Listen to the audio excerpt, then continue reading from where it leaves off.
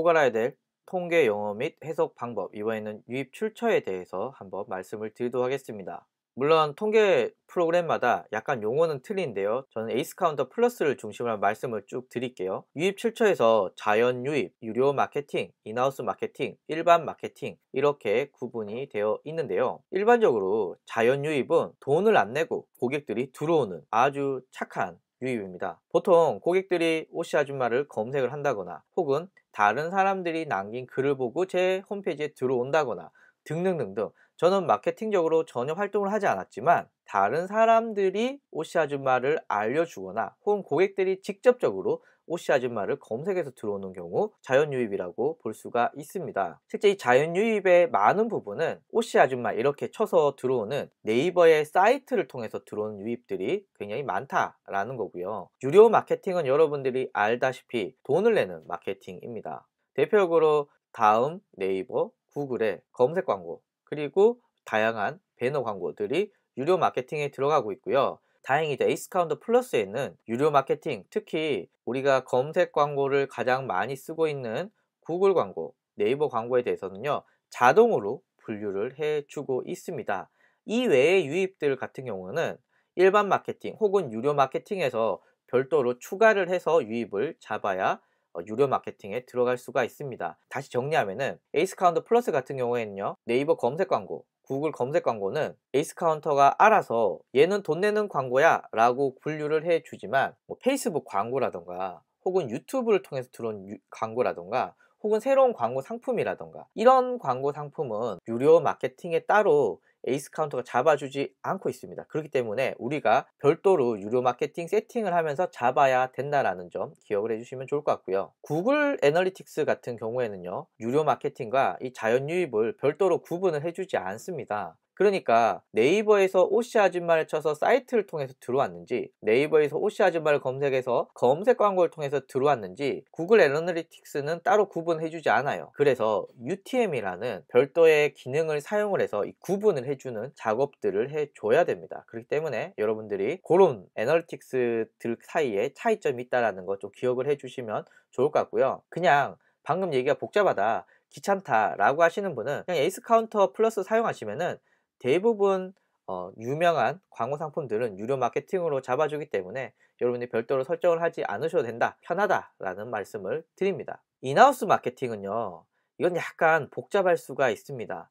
사실 인하우스 마케팅을 다른 말로 하면요, 바이럴 마케팅 이렇게 부를 수가 있거든요. 예를 들면은 고객이 블로그에 내 제품을 써보고 너무 좋아서 글을 하나 남겼어요. 그리고 또 다른 고객이 그 글을 보고 제 홈페이지에 들어와서 제품을 구매를 했어요. 이 사이에 제가 관여한 건 하나도 없습니다. 알아서 고객들이 자발적으로 좋은 후기를 블로그에 남겨줬고, 알아서 또 다른 고객이 지가 검색을 해서 들어온 거죠. 여기에는 제가 하나도 관여하지 않았어요. 이걸 자연 유입이라고 부르는데요. 그런데 제가 블로그 체험단을 운영을 했어요. 그래서 블로그 체험단이 제 제품이 좋다라고 글을 쓰고요, 이것을 또 다른 고객이 보고 제 홈페이지에 들어와서 구매를 했어요.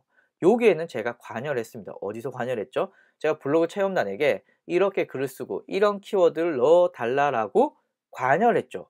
이게 인하우스 마케팅입니다. 만약에 고객들이 카카오톡을 통해서 야, 이 제품 좋아, 여기서 샀어 라고 공유를 막 해줍니다. 카톡에서. 그럼 사람들이 카톡에서 그 링크를 눌러서 구매를 했다. 오케이, 이것은 자연적으로 생기는 거죠. 제가 이곳에 관여를 하지 않았어요. 그런데 제가 카카오톡 전체 메시지를 보냈어요. 그럼 고객들이 핸드폰을 보고 신제품이 나왔네? 라고 클릭을 해서 구매를 하게 돼요. 전체 메시지를 보낸 요 유입이 제가 관여를 했죠. 이게 인하우스 마케팅입니다. 페이스북에서도 오종현이 애플 제품을 사서 사용하니까 좋았어요. 그래서 페이스북에서 역시 애플이 제품을 잘 만들어 라고 하고 애플의 제품을 홍보라는 글을 남겼어요. 그런데 또 다른 사람이 제 페이스북 글을 보고 구매를 했어요. 여기에는 애플이 전혀 관여하지 않았어요. 하지만 애플이 직접 작성한, 자신의 페이지에서 작성한 게시글을 보고, 그리고 그거를 통해서 또 다른 사람이 제품을 구매를 했어요. 여기에는 애플이 관여를 했죠. 제가 쓴 게시물과 애플이 쓴 게시물이 마케팅적으로 가장 차이가 나는 특징은 애플이 관여를 했냐 안 했냐의 차이입니다. 인하우스 마케팅을 별도로 설정을 해주지 않는다면은 그냥 다 자연 유입입니다. 그냥 블로그로 들어왔죠. 그런데 우리가 의도적으로 개입한 경우는요, 특정 링크를 통해서 얘는 내가 개입해서 들어온 유입이야 라고 잡을 수가 있다라는 겁니다. 그래서 다시 정리를 하게 되면요, 자연 유입과 인하우스 마케팅은요, 사실 종이 한 장 차이입니다. 거의 비슷해요. 그리고 우리가 별도로 인하우스 마케팅을 설정해 주지 않는다면은 대부분 자연 유입으로 빠질 겁니다. 그런데 저희는 인하우스 마케팅을 뒤에서 말씀을 드리겠지만 차후에 별도로 설정을 해 줄 예정이거든요. 그래서 인하우스 마케팅은 내가 의도를 가지고 세팅을 한 마케팅 컨텐츠다. 보통 비공식 광고 상품들이 그렇겠죠. 블로그 체험란, 페이스북 게시물, 뭐 카카오톡 전체 메시지 뭐 등등등이 이 인하우스 마케팅에 들어갈 수가 있고요. 내가 관여하지 않는 고객들이 알아서 공유를 하고 글을 쓰고 하는 경우 대부분 자연 유입으로 들어간다라는 차이점 아셨으면 좋겠습니다.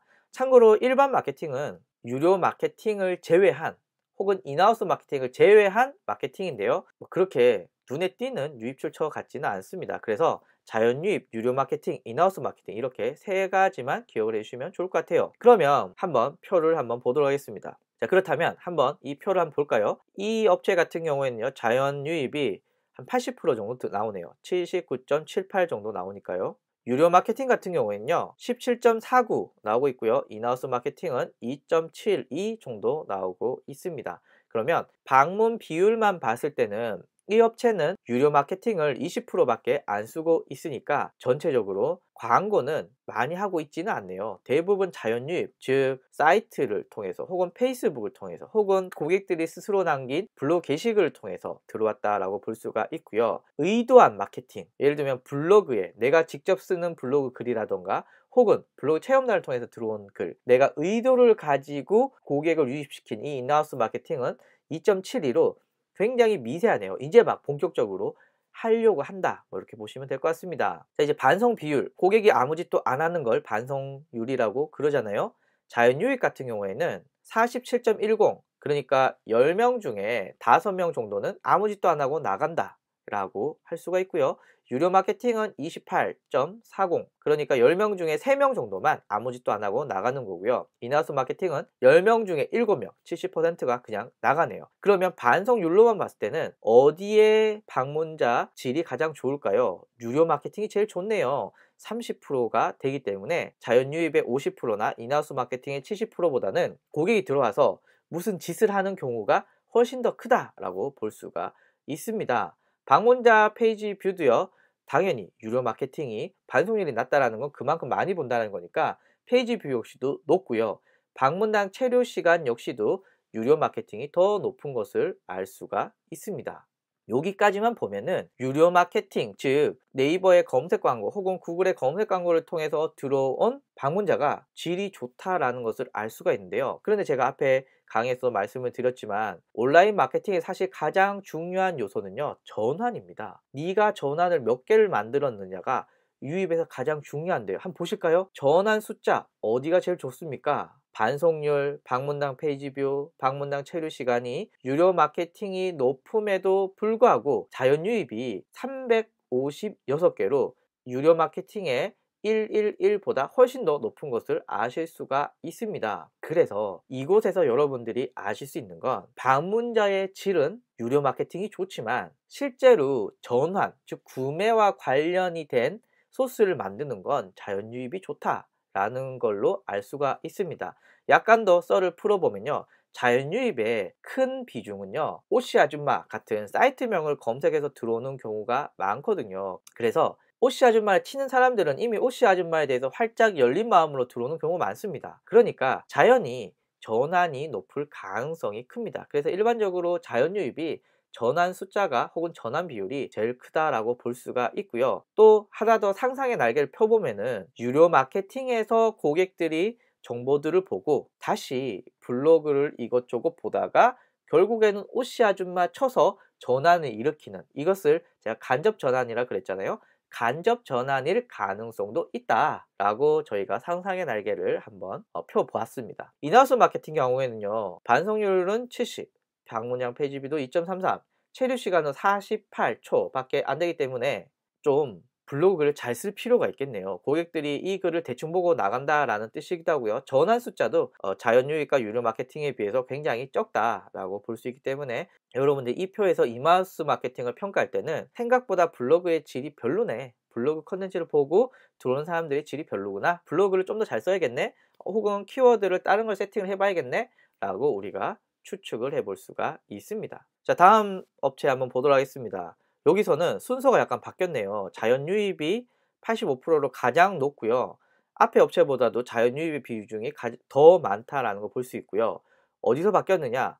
유료 마케팅보다 인하우스 마케팅이 더 많습니다. 이 뜻은 뭐냐면요, 이 업체는 광고는 3.94밖에 안 하잖아요. 블로그 체험단 혹은 내가 직접 운영하는 블로그 마케팅이 더 많은 에너지를 쏟고 있다라고 볼 수가 있습니다. 10%나 차지하고 있습니다. 그래서 방문 비율만 보면은 내 업체가 어떤 곳에 집중을 하고 있는지를 알 수가 있고요. 집중을 한다라는 것은 그곳에 돈을 쓴다라는 뜻이거든요.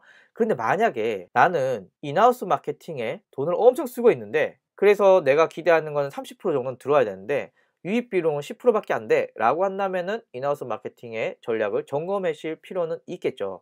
그래서 방문 비율로 봤을 때 여러분들이 이곳에서 아실 수가 있는 건 이 업체는 자연 유입과 인하우스 마케팅에 에너지를 많이 쓰고 있고 유료 마케팅 거의 안 하네 라는 거 보실 수가 있습니다.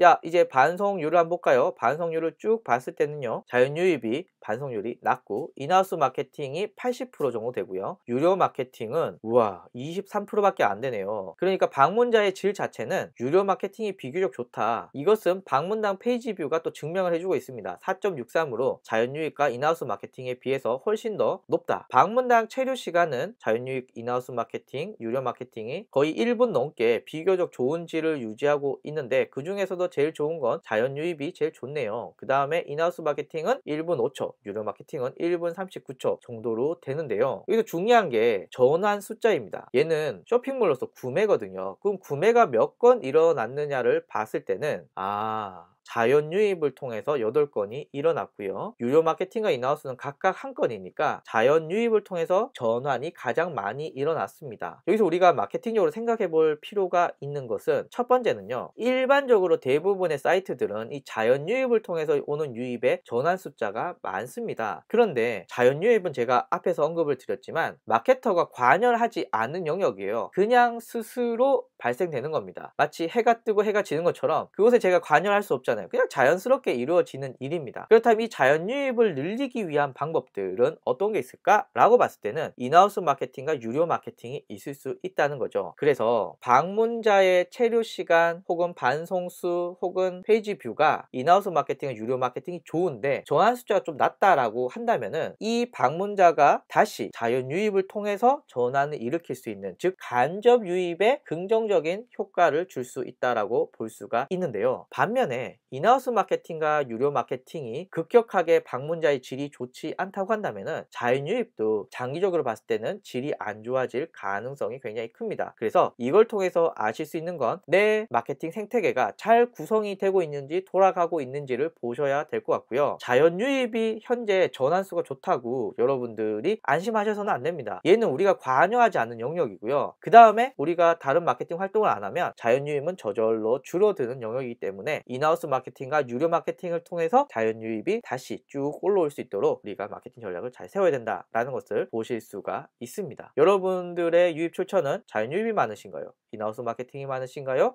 유료 마케팅이 많으신지 지금 바로 체크해 보시기를 바라겠습니다. 자, 유입 출처에 대해서 알아봤는데요. 여러분들이 여기서 기억하셔야 될 거는요, 자연 유입이라고 하는 것은 인하우스 마케팅과 유료 마케팅이 적극적으로 마케팅에 관여를 했을 때 같이 늘어난다라는 점 하나가 있고요. 그리고 여러분들의 마케팅 비용에 대해서 실제로 유입 출처에서도 적절하게 들어오고 있는지를 꼭 확인하셔야 됩니다. 특히 인하우스 마케팅 같은 경우는요, 홈페이지 유입을 보장해 주지 않습니다. 유료 마케팅 같은 경우는 검색 광고 클릭하면 홈페이지 들어오니까 사실 돈을 많이 쓰면 유입이 늘어나거든요. 근데 인하우스 마케팅은 블로그를 거쳐서 들어오거나 혹은 페이스북을 거쳐서 내 홈페이지에 들어오는 경우이기 때문에 컨텐츠의 질이 좋지 않으면 유입률이 급격하게 떨어질 수밖에 없거든요. 그래서 컨텐츠를 잘 구성을 해야 된다. 그래서 인하우스 마케팅 같은 경우에는 컨텐츠를 잘 구성을 해야 되고요. 이거에 대한 평가는 어떻게 하느냐, 앞에 표에서 반송률, 체류 시간, 페이지 뷰가 증명을 해준다 라는 것들 말씀을 드릴 수가 있습니다. 그래서 오늘 이렇게 유입 출처에 대해서 말씀을 드렸습니다. 다음 시간에 뵙겠습니다. 감사합니다.